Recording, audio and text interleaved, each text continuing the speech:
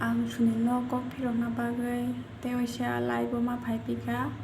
je Sunil kok samani abo jotono tatal Sunilno ang okokno sungna muchungo nangmano phasong ano bunani tongmani hinui kudi tongphoro dugar lathiri tongphoro nongni rwkhlaijagui tongphoro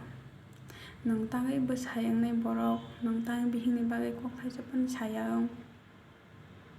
tai nong bai ano swkagui nono gwnang bwsa bainai kainai hinui sai tongphoro nongtangui kok thaisapano jora rwui maya ong nongbo a jorao ang bai baksano nogono tongobla nongtangui kok thaisapano saya ong tarmane nongbo gwnang borok naikha hinmani okok chwle bihing bwsa hwnjagui sajagui tongphoro bwsai bwsa ongnai borok odhikar tongo hwnani sanani nongtangui bihingni bagui kok thaisapano saya ong aswk ang bujaknani tokjaknani khutijagui tongo nongni rwkhlaijagui tongo nongtangui kok thaisapano saya ong hinkhe ang nono borok bwsai hinui uansukgui mansinai borok bwsai hinui asai mansinai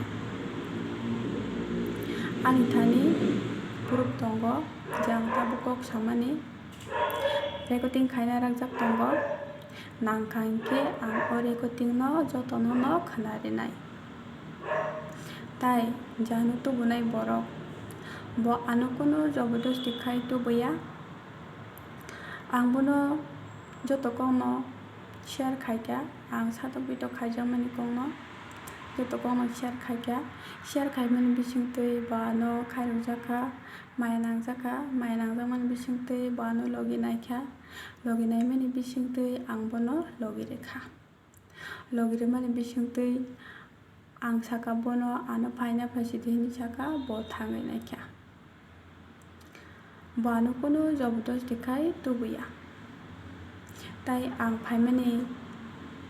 yagulo bo Sunilno ang call khlaikha Sunil bai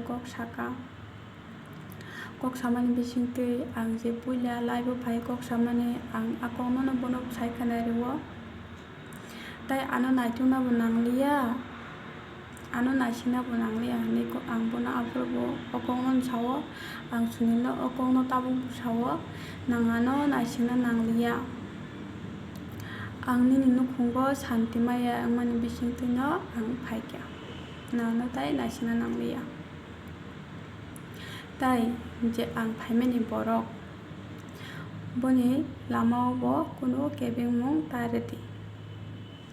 ang kubui kokno saui thangnai ani kok oro no paikha।